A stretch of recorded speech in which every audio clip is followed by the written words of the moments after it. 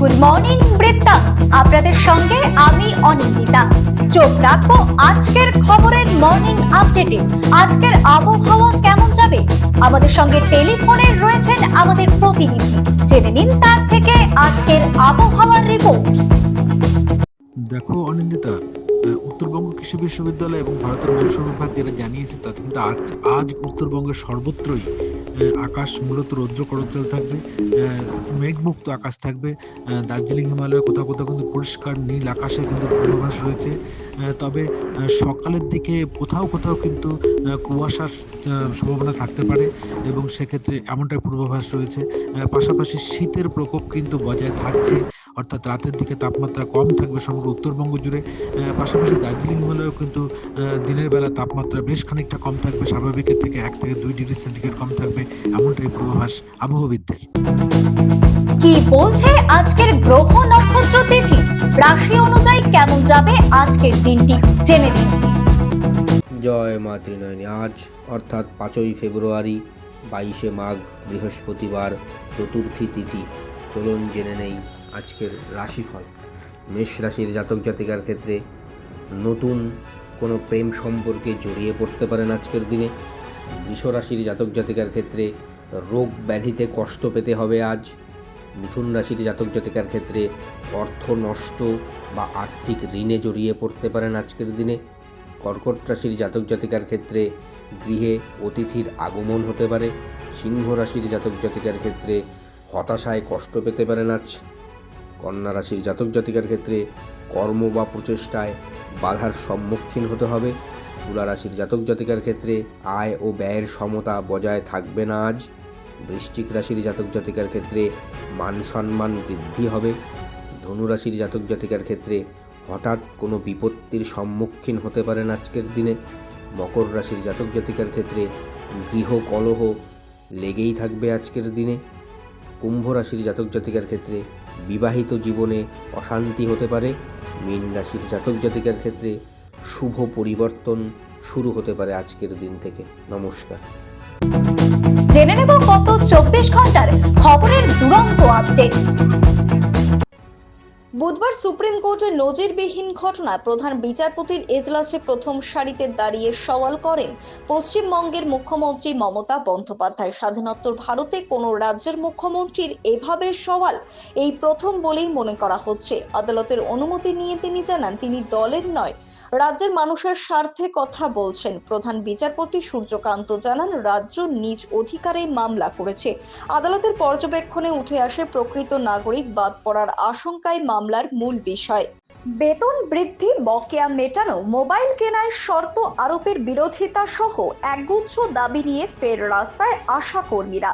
বুধবার রায়গঞ্জ শহরের বকুলতলা এলাকায় অবস্থান বিক্ষোভ করেন। সেখান থেকে নিজেদের দাবি নিয়ে লাগাতার আন্দোলনের হুঁশিয়ারি দেন আন্দোলনকারীরা।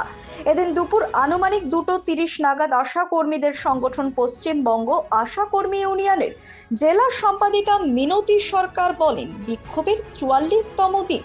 স্বাস্থ্য দপ্তর সহ তাদের দাবি দেওয়া বিভিন্ন দপ্তরে জানানো হয়েছে। তাদের আরো দাবি, স্বাস্থ্য দপ্তর চাই না গ্রামের মানুষরা সুষ্ঠু পরিষেবা পাবে, কিন্তু আশা কর্মীদের দাবির কোনো রকম সুরাহা করছেন না।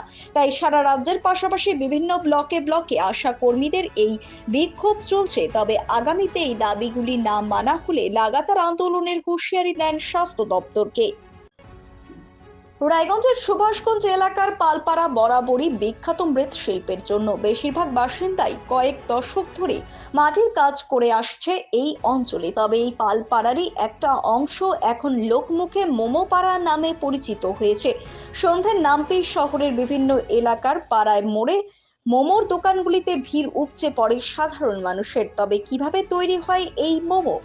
আমরা গিয়েছিলাম পালপাড়া এলাকায়। এখনকার প্রায় 15 থেকে 20 ঘর পরিবার যুক্ত মোমো ব্যবসার সাথে।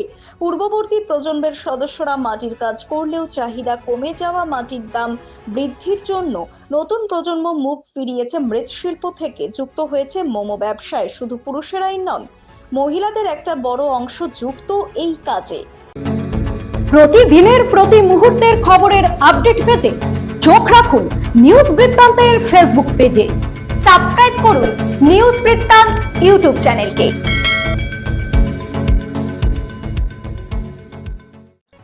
মালদার মোথাবাড়িতে কংগ্রেসে আবার বড়সড় ভাঙন। তৃণমূলে যোগদান করলেন প্রায় 100 জন যুব কংগ্রেস কর্মী। মোথাবাড়ি বিধানসভা এলাকায় কংগ্রেসে বড়সড় ধাক্কা। কালিয়াচক 2 ব্লকের তৃণমূল কংগ্রেস কার্যালয়ে প্রতিমন্ত্রী তথা 52 নং বিধানসভার বিধায়ক সাবিনা ইয়াসমিনের হাত ধরে উত্তর পঞ্চানন্দপুর 1 অঞ্চলের হাজারিটোলা বুথ আদাদিটোলা গ্রামের প্রায় শতাধিক যুব কংগ্রেস কর্মী কংগ্রেস ছেড়ে তৃণমূলে যোগদান করেন। তাদের হাতে দলীয় পতাকা তুলে দিয়ে দলের স্বাগত জানান মোথাবাড়ি বিধানসভা কেন্দ্রের বিধায়ক তথা রাজ্যের মন্ত্রী সাবিনা ইয়াসমিন।